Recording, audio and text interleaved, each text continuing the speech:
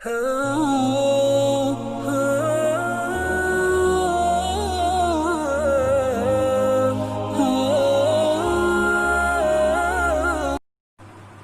आज हम सीखने वाले हैं जो नोवेल कोविड 19 कैसा इंडियन इकोनॉमी को इम्पैक्ट कर रहा है और इंडियन इकोनॉमी के सेक्टर्स को कैसे इम्पैक्ट करना है।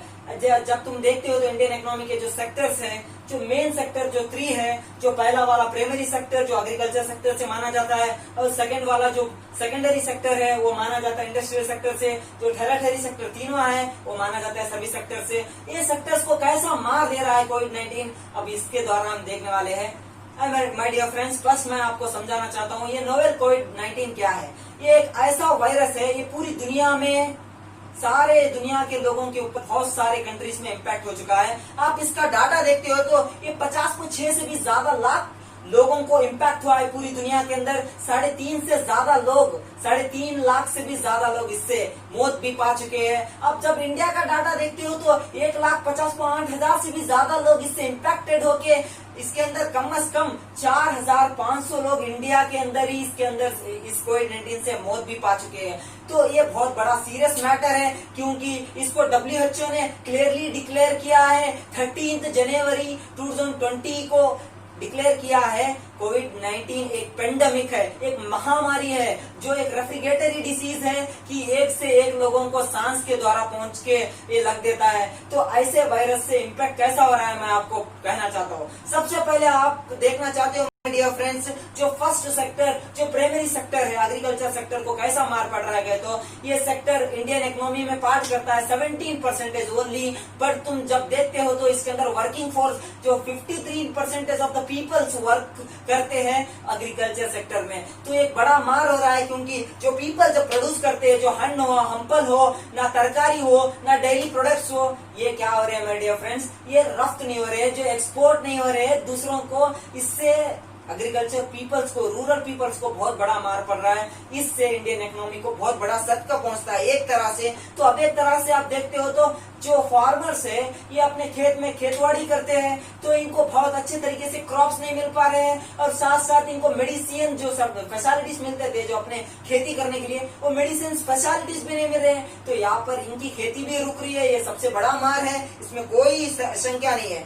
और जब आप देखते हो तो ये सेकेंड पार्ट अब इससे भी मार पड़ रहा है। जो सेकेंड पार्ट सेकेंडरी सेक्टर है, जो इंडस्ट्रियल सेक्टर है, इससे कितना मार पड़ रहा है। तो आप देखते होंगे कि ये बहुत सारे सेक्टर्स वाइज रहने वाले इंडस्ट्रीज अब पूरे की पूरा डेमोलिश हुए हैं, इस वजह से कि इसका एक्सपोर्ट और इंपोर्ट नहीं चल पा रहा है। सारे लोग घर में बैठ चुके हैं, इसलिए बंद भी पड़ चुके हैं। और दूसरी बात देखना है तो अकॉर्डिंग टू डाटा के हिसाब से ग्रोथ रेट माइनिंग और क्वायरिंग का -14.7 ग्रोथ रेट हो चुका है, गिर चुका है। और इलेक्ट्रिसिटी, गैस, वाटर सप्लाई का -13.9% ग्रोथ रेट गिर चुका है। तो ये बहुत बड़ी संख्या की बात है कि सेकेंडरी सेक्टर भी संपूर्ण तरीके से गिर रहा है, इंडस्ट्रियल सेक्टर भी गिर रहा है। जो तीसरी बात जो सर्विस सेक्टर की आप देखते हो, इसके अंदर इंडिया का पार्ट है 54.3% सर्विस सेक्टर का है, जो बड़ा परसेंटेज का पार्ट।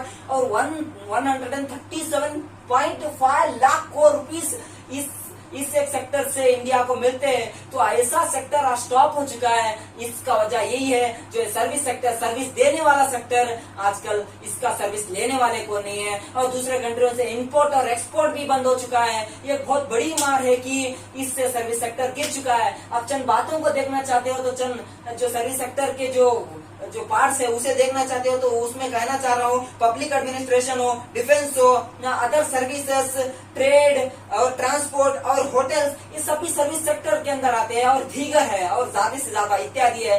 तो ये इससे बहुत बड़ा मार पड़ रहा है, इसलिए पूरे के पूरे बंद होके बढ़ चुके हैं। तो ये बहुत बड़ा मार है इंडिया को, क्योंकि जो सर्विस सेक्टर है ये इंडिया के इकोनॉमी का बैकबोन है। ये गिरने की वजह से इंडिया को बहुत बड़ा लॉस हो रहा है। कैसा कि जब आप तुम जीडीपी काट के देखोगे तो इंडिया की जीडीपी ग्रोथ रेट जब 2018 में क्या था कहे तो 18 में 6.1% था, और जब 2019 की बात तुम देखते हो तो 4.2% ग्रोथ रेट था।